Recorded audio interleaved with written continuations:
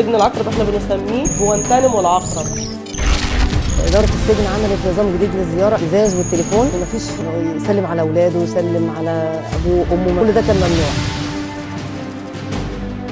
يعني مقومات الحياة الطبيعية ممنوعة عنهم، ما فيش أي حاجة بتدخل لهم، وحتى وصلت إن هم بيمنعوا الأدوية. إن إحنا نشوف معتقل يروح عشان يحضر جلسته وهو في غيبوبة، فما يقدرش إن هو يروح يحضر الجلسة، فيتم وضعه في سجن الزقازيق. ففوجئت لقيته جاب كيس من الأكياس المرمية على الأرض وفتح الدواء وفضى الدواء جوه الكيس وربطه بشكل يعني أنا بتهيألي إن هو لو أخذ الدواء ده هيجيله أصلا تعب.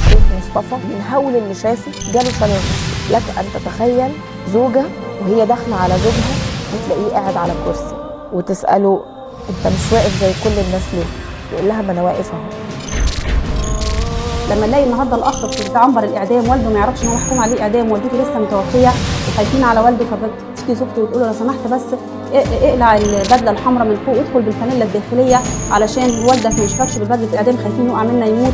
ويقول لها ان انا اصلا مش لابس غيارات داخليه لان هم حارميننا منها وساحبيننا منها. سجن العقرب مقبرة للسجناء اللي موجودين فيها، ده موت بالبطيء للسجناء هناك. ابدا مش هيشوفوا نظرة ذل في عينينا ابدا، ولا يعني هينولوا من عزيمتنا ولا ثباتنا ولا اصرارنا على مواصلة الطريق.